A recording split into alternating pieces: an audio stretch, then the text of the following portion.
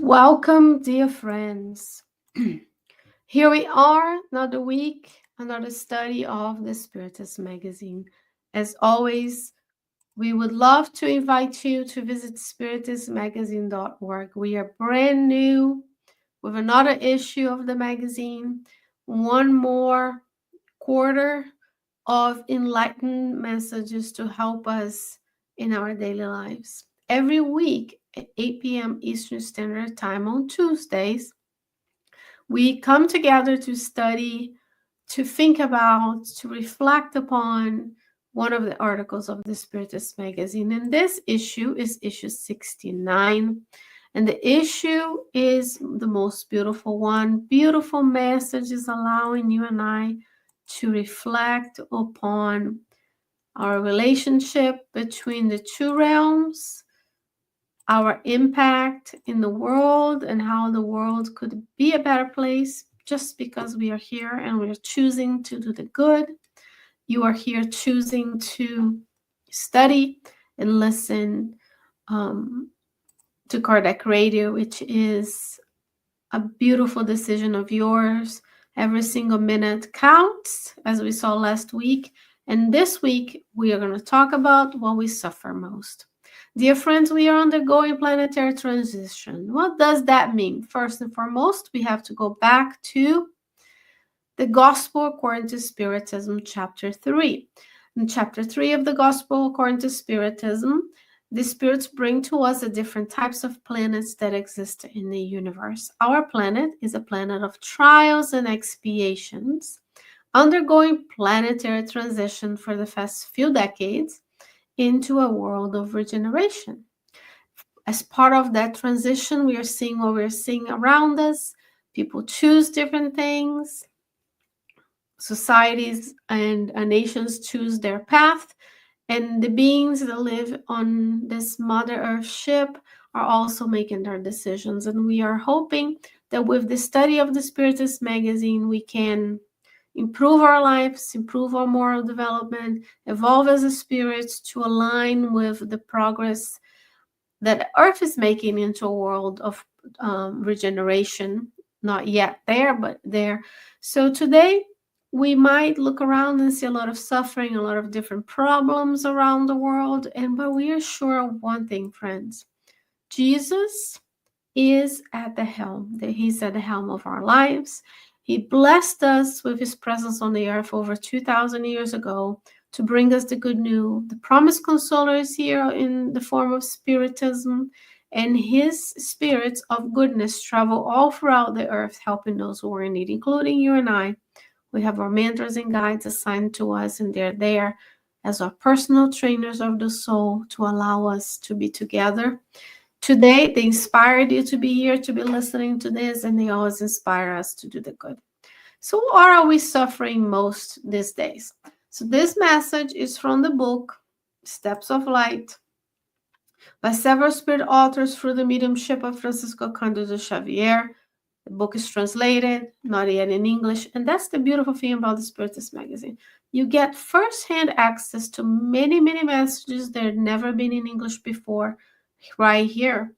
You would have to know of Portuguese or run through those messages through Google Translate, for example, but you still don't have the fine touch of the humans to translate the messages for Kardec Radio. And our dear Vanessa Anceloni has done an analysis and a discussion of this message in her morning prayer program at Kardec Radio, which we encourage everyone to listen to. So this is from the spirit Albino Teixeira. And as I said, the medium is Francisco Candido Xavier. Here you can see the thumbnails if you're watching this on your tablet, on your computer. I am scrolling up and down, showing the people the different thumbnails of the magazine.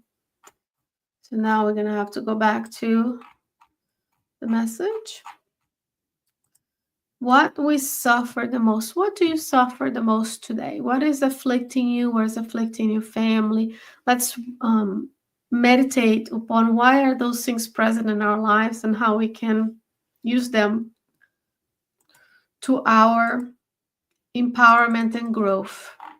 So he says, Albino Teixeira says, what we suffer most in the world, it is not the difficulty, it is the discouragement in overcoming it. So difficulties in a plan of trials and expiations will exist for all of us. Even if we look at people who are like swimming in physical wealth, which is super prized in the planets of today. Like we look up to the rich and say that there's no way they have problems. They have difficulties. If they don't have difficulties in the material world, they have difficulties in their family lives, in their business lives. They have difficulties emotionally, spiritually, so on and so forth. But what we suffer is not the difficulty, but when we're discouraged that we can't overcome it. So, dear friends, if we look back and think about how long it took for us to reincarnate, the plans of reincarnation, who had to come before us, who is our family, and the difficulties aligned with our reincarnatory plan, which is one of love, one of redemption, one of improvement, difficulties will be present. And then if the difficulties were present in our reincarnatory plan, thus in our daily lives now, it means you and I, together with our resources, both in the physical and in the spiritual realms, will be able to overcome it. We can overcome the difficulties. What we suffer most in the world, it is not a trial. It is the despair in the face of suffering. So we do not like to suffer. We don't tolerate suffering very well. Some people do, some less. So it's not the trial we have to undergo, but the suffering that may come with the trial. It is not the illness. It is the fear of receiving it, right? People tell me I am a health outcomes researcher at a large hospital in Richmond, dealing with very honorable population. And they're not as concerned that they have something, but the experience of it, the fear, the lack of knowledge of the process of the disease. And we measure their before and after procedures, well-being and different quality of life measures, and we show improvement in a percentage of them. And then there are studies showing that depending on how you start your level of belief in yourself that you can overcome that, your outcomes will be better, because then now you're like, I can do it. I'm not discouraged. I'm not despairing, because difficulties, trials, illnesses are part of life on the earth in a planet that is very material, with a physical body that is very material, and the planet of trials and expiations undergoing this transition, which is a triage of spirits, right? The Mother Earth is evolving. We want to evolve with Mother Earth, so we have to raise our vibrations to match the development of the Earth, or otherwise we'll be invited elsewhere. And then we have to spend time in other planets, just like the inhabitants of the Capella did when they came here to visit. On the Way to the Light by Emmanuel's book, and then we'll return to the Earth another time. It is not the unhappy relative. It's the sorrow of having him or her in the family team, right? We're always going to have team members in families, in business, in relationships that might be unhappy. So we don't fear the unhappy, but then the difficulty that it brings to our lives, the sorrows of having them in our lives, because they're difficult. But if they were put in our lives, there's a reason for it. There's something we owe them. There's something we need to work on. There's something we need to learn from that relationship. It is not failure. It's the stubbornness of not recognizing one's own mistake. This is a big thing. Nowadays, nobody wants to earn the fact that they don't know something or they made a mistake. Dear friends, we are all humans. To err is human. We have to own up to the decisions we make, to the consequences of those decisions, and say, I was wrong. I did not have the real information. Like as a scientist, we do this all the time. We put forth hypotheses. We test them. There are theories, there are hypotheses that have been tested over time and hold together. And then we say, okay, I was thinking this A led to B, that led to C, but then this other group show that B leads to Z, or whatever it is. We have to be humble enough to understand that part of the process of succeeding is making mistakes and continuing the path. So we don't fear failure, but we fear the recognition of we are fallible. We are going to make mistakes. We are not perfect. The only perfect being that has ever incarnated on the earth is Jesus. We're not Jesus, not even close. But we have inside of us the gene of divinity, Living Spring chapter 30 by Emmanuel, meaning the gene, the DNA of divinity.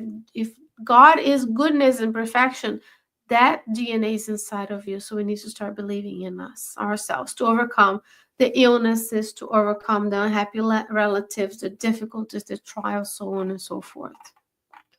We don't fear ingratitude. It's the inability to love without selfishness, right? We want to love, but sometimes we want something in return. And then if people don't return what we do for them the way we would like, we label them ungrateful. But we need to understand that we do not because we're going to take something in return. What we do because that's the right thing to do.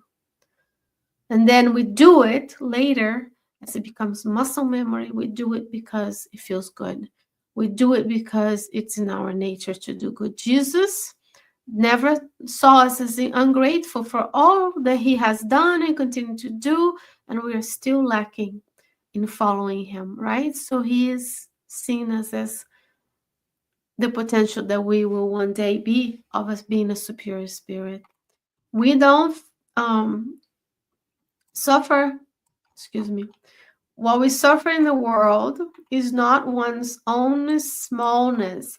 It is the revolt against the superiority of others. Dear friends, there are people more advanced than us. There are people who are coming behind us. This is not a competition. This is a complementary path that we take together. We need to understand that when we see someone who is ahead of us, it means they have had many lifetimes doing that. They have perfected their craft. And I'm not talking about physical things. Of course, if I see Chopin and I'm upset that he's superior to me playing and I can barely play a key of C by myself without losing myself in the piano, I need to understand they're superior.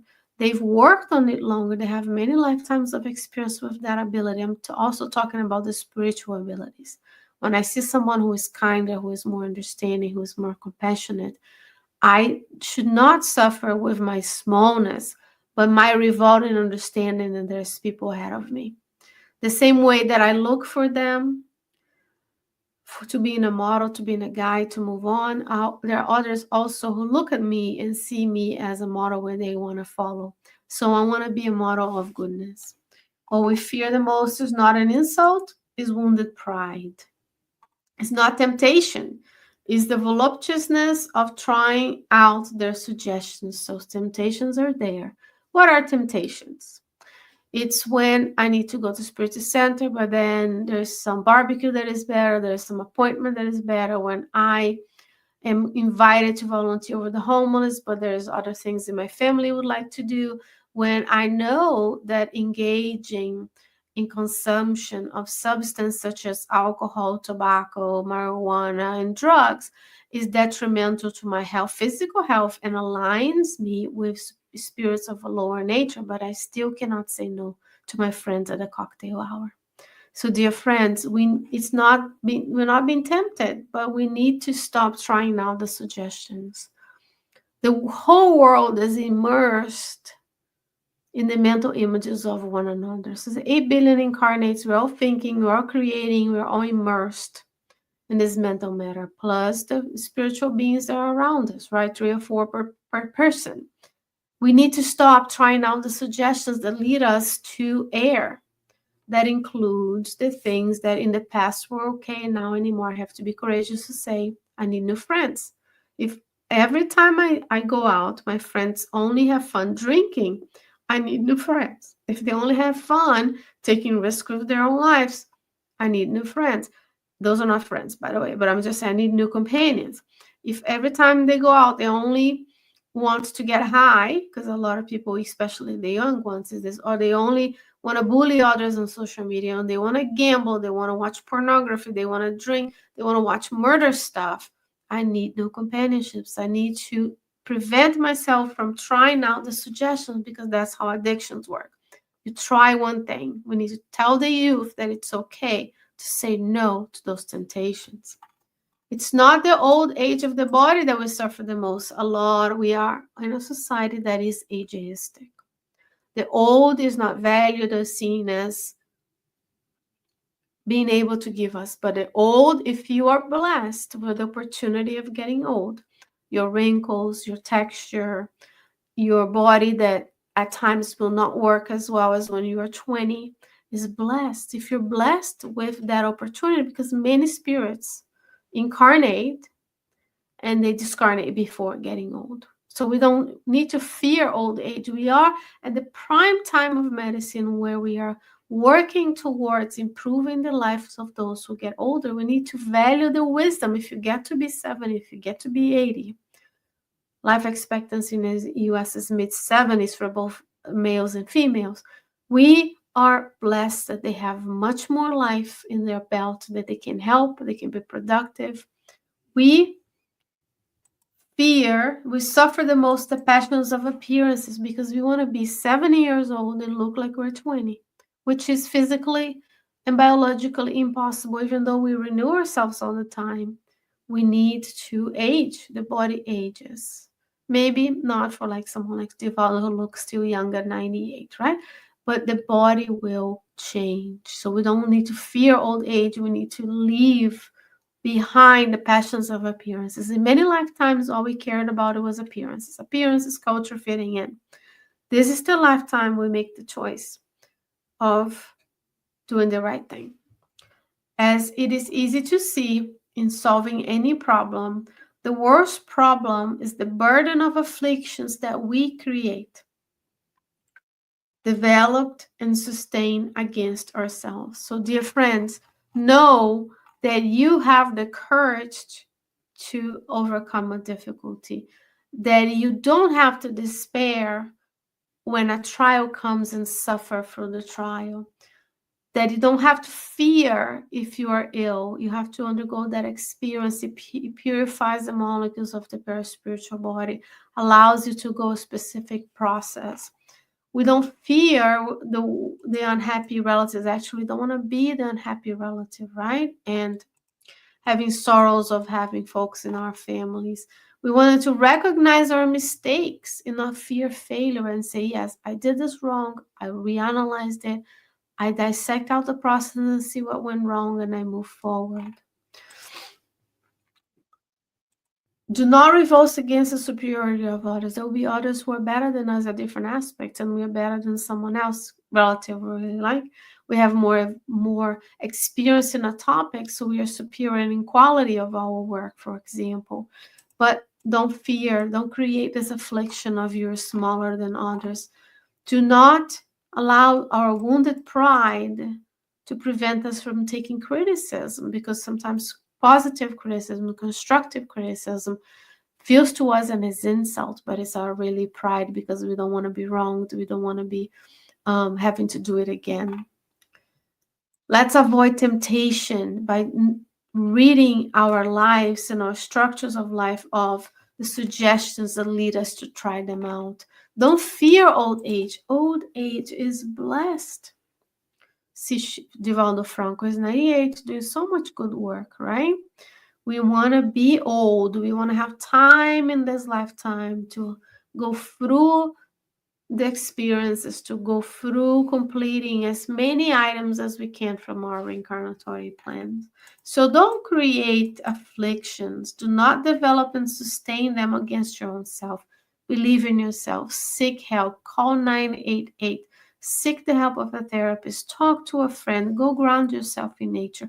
Go volunteer. Stop taking and start giving to the world.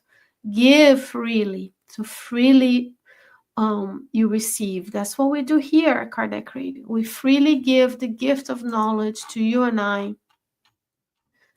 So every week we can come together and study and learn. Please visit spiritistmagazine.org, download the newest issue, download the app, read it, analyze it, take it back to your family, take it back to your Spiritist center, and enjoy the blessings that the spirit mentors of the magazine of Kardec Radio had granted to us this opportunity. Dear friends, may you stay well, may you stay safe, and hopefully I'll see you next week. Bye-bye.